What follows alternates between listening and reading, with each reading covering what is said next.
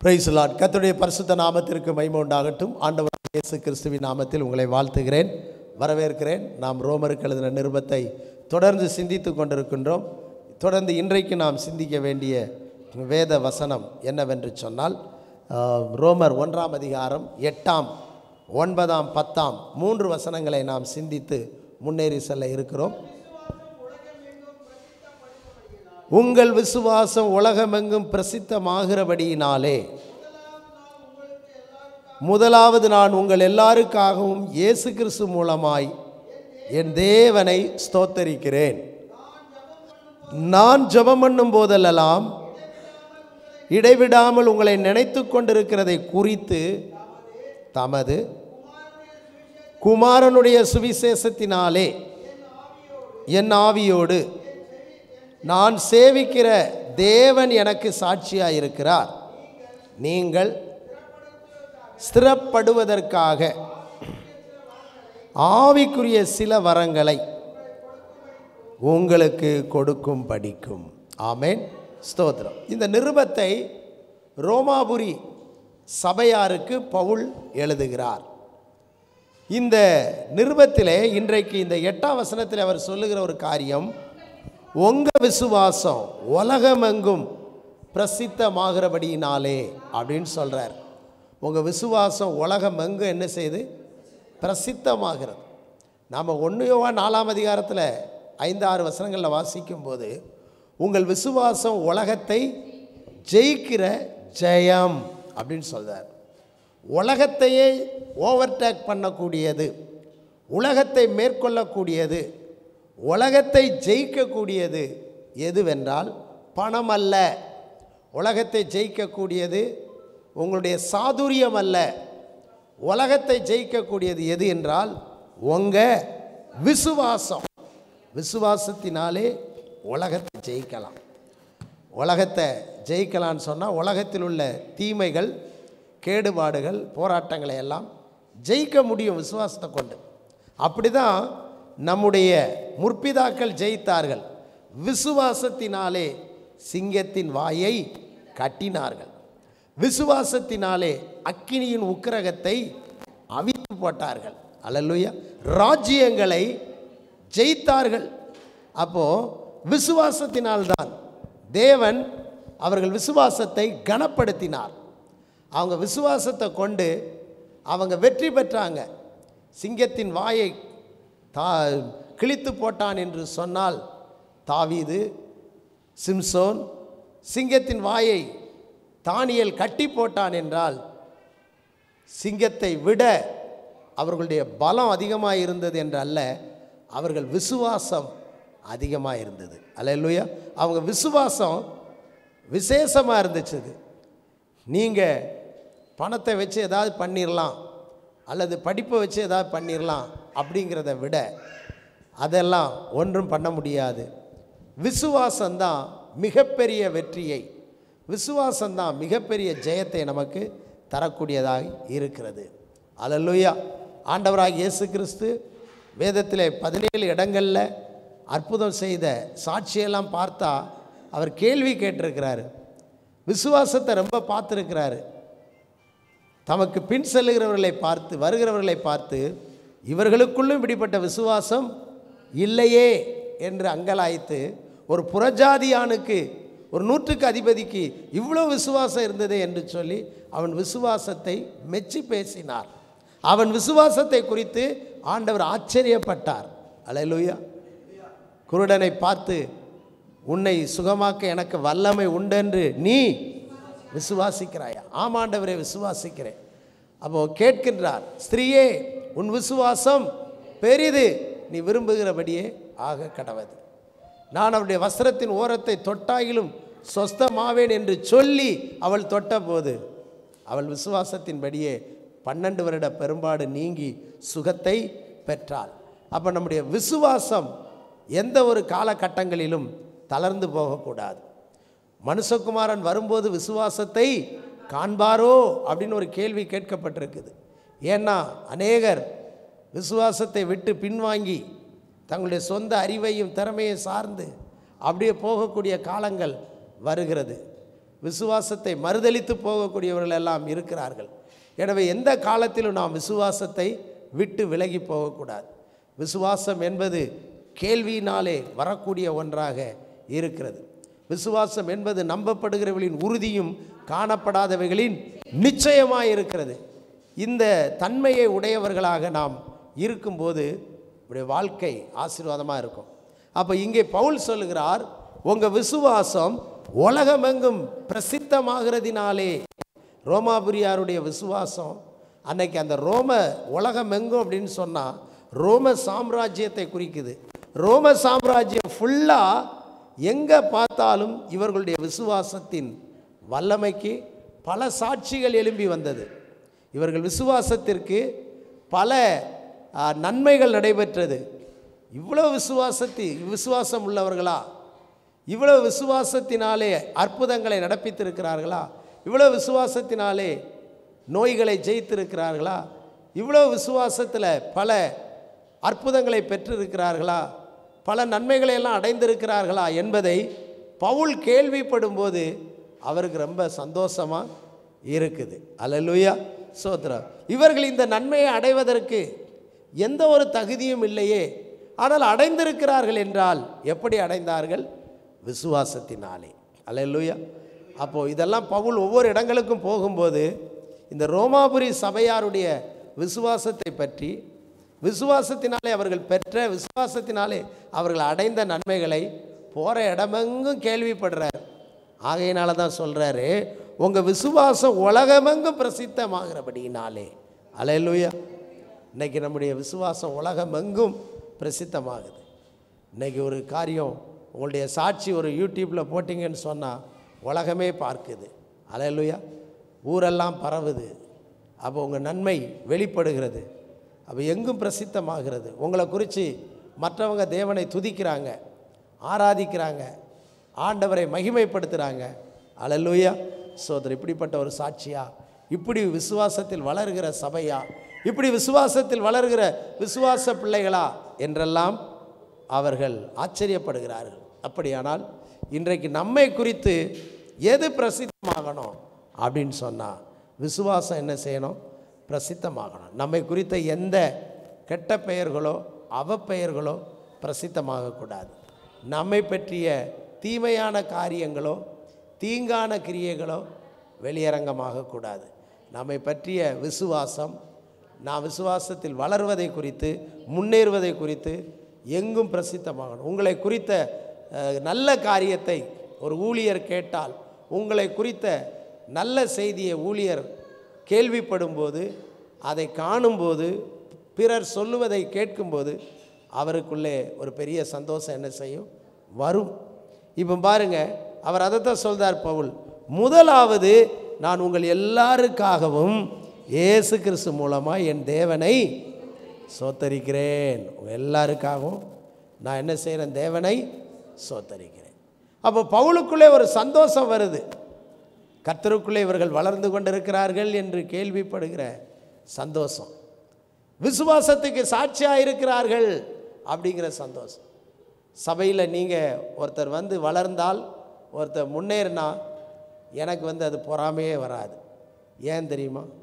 நான் உங்களுக்காக ஜெபம் பண்ணிக்கிட்டே இருக்கிறேன், இவங்க வளரணும், இவங்க பெருகணும். அப்படி நீங்கள் பெருகிட்டீங்கன்னா முதல் சந்தோஷம் எனக்கு தான் அது. அல்லேலூயா.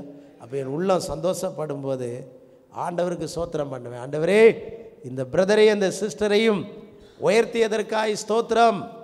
இவங்க விசுவாசத்தில் வளர்ந்து வந்ததற்காய் ஸ்தோத்திரம். இவங்க வாழ்க்கையிலே பெரிய காரியத்தை இவர்கள் பெற்றுக்கொள்ள உதவி செய்தீரே ஸ்தோத்திரம். இவர்கள் உம்முடைய நாமத்துக்கு மகிமையாய் ஜீவிக்கிறதற்காய் ஸ்தோத்திரம் அப்படின்னு சொல்லி நமக்குள்ளே என்ன உண்டாகும்? சந்தோஷம் வரும். உங்கள் நிமித்தம் துதி வரும், ஸ்தோத்திரம் வரும். அல்லேலூயா. இதே ரோமர் 16ஆம் அதிகாரம் 19ஆம் வசனத்தில் கூட பவுல் அதைத்தான் சொல்கிறாரு. என்ன சொல்கிறாரு? 16:19 வாசி. உங்கள் கீழ்ப்படிதல், பார்த்தீங்களா? உங்கள் கீழ்ப்படிதல், நீங்கள் சத்தியத்துக்கு கீழ்ப்படிவது, வசனத்துக்கு கீழ்ப்படிவது, ஊழியருக்கு கீழ்ப்படிவது, தேவனுக்கு கீழ்ப்படுகிறதான காரியம் ஒருத்தருக்கு 2 பேருக்கு தெரிய வரல, யாவருக்கும் தெரிய வந்திருக்கிறது. ஆகையால் உங்களை குறித்து சந்தோஷப்படுகிறேன். ஆனாலும் நன்மைக்கு ஞானிகளும் தீமைக்கு பேதைகளுமாக இருக்க வேண்டும் என்று விரும்புகிறேன். பவுல் சொல்றார் பாரு, உங்கள் கீழ்ப்படிதல் யாவருக்கும் தெரிய வந்திருக்குது. ஒருத்தருக்கு 2 பேருக்கு அல்ல. நீங்கள் சத்தியத்துக்கு எப்படி கீழ்ப்படிஞ்சு நடக்கிறீங்க, உபதேசத்துக்கு எப்படி கீழ்ப்படிந்து நடக்கிறீங்க, நீங்கள் எப்படி ஆண்டவருக்கு பயந்து நடக்கிறீங்க, ஊழியத்துக்கு, மூப்பர்களுக்கு, பெரியவர்களுக்கு எப்படிலாம் நீங்கள் கீழ்ப்படிந்து நடக்கிறீங்க, விசுவாசத்தை நடக்கிறீங்க அப்படிங்கிறது. விசுவாசம் மட்டும் உலகமெங்கும் பிரசித்தமாகலை, அவங்க கீழ்ப்படிதலும் கூட யாவருக்கும் தெரிஞ்சிருக்கு. அப்போ நம்முடைய நல்ல நல்ல காரியங்கள் ஒரு நாளும் என்ன செய்யாது, மறைந்து இருக்காது. நான் செஞ்ச நல்ல காரியம் ஒருத்தருக்கு தெரியலையே, நான் செய்த புண்ணியம் தெரியலையே, நான் செய்த தர்மம் தெரியலையே, அது நல்லது செஞ்சீங்கன்னா அது மறைஞ்சே என்ன செய்யாது, இருக்காது. இயேசு செய்த நல்ல கிரியை இயேசு சொல்லண்டான்னு தான் சொன்னார். யாருக்கு இதை அறிவிக்காத, நீ உன் வீட்டுக்கு போ அப்படி தான் சொன்னார், யார்கிட்டையும் சொல்லாதன்னு. ஆனாலும் சொல்லாதேன்னு நல்ல காரியத்தை இயேசு தடை பண்ணி வச்சாலும் நல்ல காரியம் தெரியாமல் இருந்துச்சா, தெரிஞ்சுக்கிட்டே தான் இருந்துச்சு. உலகமெங்கும் பிரசித்தமாச்சு. அவருடைய கீர்த்தி கலிலேயா யூதேயா எங்கும் பிரசித்தமாயிற்று. அதனால் நீங்கள் செய்யும் நற்கிரியைகள், உங்கள் நற்குணங்கள், நல்ல செயல்கள், நல்ல யுக்திகள், நல்ல ஆவிக்குரிய சுபாவங்கள் ஒரு நாளும் அது மறைந்திருக்காது. அது எல்லாருக்கும் தெரியும். எல்லாருக்கும் தெரிய வரும்போது அது உலகமெங்கும் பிரசித்தமும் ஆகிவிடும். அல்லேலூயா. அப்படி உலகமெங்கும் பிரசித்தமாகும் போது உங்களை நடத்துகிற மூப்பர் அல்லது உங்களை நடத்துகிற ஊழியர் சந்தோஷப்படுவார், மகிழ்ச்சி அடைவார். அவர் உங்கள் நிமித்தம் இயேசு கிறிஸ்துவின் நாமத்தினாலே பிதாவாகிய தேவனை அவர் என்ன செய்வார், ஸ்தோத்திரம் பண்ணுவார். ஸ்தோத்திர ஆண்டவரே, இந்த விசுவாசிகள் சத்தியத்தில் நடந்து கொண்டிருக்கிறார்கள், இந்த விசுவாசிகள் ஆண்டவருக்கு பிரியமாய் ஜீவிக்கிறார்கள், உமக்கு நன்றி உமக்கு நன்றின்னு சொல்லும்போது மேலும் நீங்கள் ஆண்டவருக்குள்ளே வளருவதற்கும் பெருகுவதற்கும் அது எப்படி இருக்கும், மேன்மையானதாக இருக்கும். அல்லேலூயா. இப்படிப்பட்டவர்களுக்காக பவுல் என்ன சொல்றார் 9ஆம் வசனத்தில், நான் ஜெபம் பண்ணும் போதெல்லாம் இடைவிடாமல் உங்களை நினைத்து கொண்டிருக்கிறதை குறித்து தமது குமாரனுடைய சுவிசேஷத்தினாலே என் ஆவியோடு நான் சேவிக்கிற தேவன் எனக்கு சாட்சியாக இருக்கிறார். அல்லேலூயா. பவுல் உண்மையை எப்படி சொல்கிறது அப்படிங்கிறதுக்கு ஒரு சாட்சியோடு சொல்கிறார். என்ன உண்மை? நான் ஜெபம் பண்ணும் போதெல்லாம் இடைவிடாமல் உங்களை என்ன செஞ்சுக்கிட்டு இருக்கேன், நினச்சிக்கிட்டே இருக்கிறேன். நான் கூட பிரசங்கத்தை தியானிக்கும் போது கூட சந்ததிகள் அப்படின்னு சொல்லி ஏதாவது ஒரு காரியத்தை தியானித்தா உடனே நான் ஜெபம் பண்ணுவேன். ஆண்டவரே, சபையில் எத்தனை பேருக்கோ குழந்தைகள் இல்லை, இன்றைக்கி இதை பற்றி பேச வேண்டியது இருக்குது, இது எப்போ அவங்களுக்கு கொடுக்க போகிறாரு. பிரசங்கம் தியானிக்கும் போது எனக்கு அந்த கவலை வந்துடும், ஒரு சிந்தனை வரும், ஒரு எண்ணம் வரும். அல்லது ஒரு நன்மையானதை தியானிக்கும் போதே இவங்களுக்கெல்லாம் இந்த இது ஆசீர்வாதம் இல்லையே, நான் இன்றைக்கி பேச போகிறேன், அவங்க என்ன நினைப்பாங்க, பாஸ்டர் பேசிக்கிட்டே இருக்கார், நமக்கு வாழ்க்கையில் இன்னும் வரலையே, கிடைக்கலையே நினைப்பாங்களே, என்ன செய்வது? அப்போ ஆண்டவர் சொல்லுவார், என் வார்த்தையை நீ பேசிக்கிட்டே இரு, அற்புதம் செய்வதும் அடையாளம் செய்வதும் என்னுடைய வேலை. அல்லேலூயா. விசுவாசிக்கட்டும், அவங்க நம்பட்டும் அப்படின்னு சொல்லுவார். அப்போது நான் பிரசங்கம் தியானிக்கும் போதே உங்களை பற்றி ஒரு பாரம் வந்துடும், விசுவாசிகளை குறித்த பாரம் வந்துடும். அப்போ ஜெபம் பண்ணும்போதும் உங்களை குறித்து பாரம் வரும். நீங்கள் சில காரியங்களை சொல்லும்போது அந்த பாரம் எனக்குள்ளே வந்துவிடும். அப்போது உங்கள் நற்குணங்களும், ஆண்டவரே இவ்வளோ விசுவாசத்தில் உறுதியாக இருக்கிற பிள்ளைகளுக்கு ஏன் இன்னும் அற்புதம் நடக்கலை, இவ்வளவு ஆர்வமாக உண்மை தேடுகிற பிள்ளைகளுக்கு ஏன் இன்னும் அதிசயம் செய்யலை அப்படின்னு எனக்குள்ளே அந்த பாரம் வரும். அப்போ நான் ஜெபம் பண்ணுவேன்.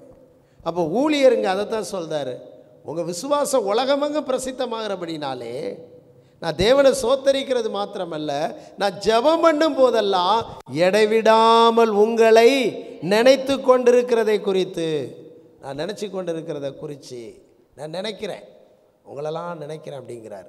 நினச்சி கொண்டிருக்கிறதை குறித்து தமது குமாரனுடைய சுவிசேஷத்தினாலே, நான் சுவிசேஷத்தை சொல்லி ரட்சிப்பை சொல்லி என் ஆவியோடு நான் ஆராதிக்கிறேன் தெரியுமா, பிரசங்கம் பண்ணி ஆராதிக்கிற தேவன் இருக்கிறார் அல்லவா, அந்த தேவன் தான் எனக்கு சாட்சி அப்படிங்க. என் மனைவி சாட்சி. உங்களுக்கெல்லாம் நான் ஜெபம் பண்ணுறதை என் மனைவிட்ட என்ன கேட்டு பாருங்கள், என் மனைவி சாட்சி. உங்களுக்கெல்லாம் நான் ஜெபம் பண்ணுறதை ஏன்னா நம்ம சபையில் மூப்பர்கிட்ட கேட்டு பாருங்கள், அவர்கள் சாட்சி. அப்படின்னு மனிதர்களையோ யாரையோ பவுல் சொல்லாதபடிக்கு தேவனே சாட்சி, நான் உங்களுக்காக ஜெபம் பண்ணுறேன் அப்படிங்கிறதுக்கு தேவனே சாட்சி. அப்போ இன்றைக்கு பிறருக்காக நீங்களும் ஜெபிக்க வேண்டும், மற்றவர்களுக்காக நாமும் ஜெபிக்கணும்.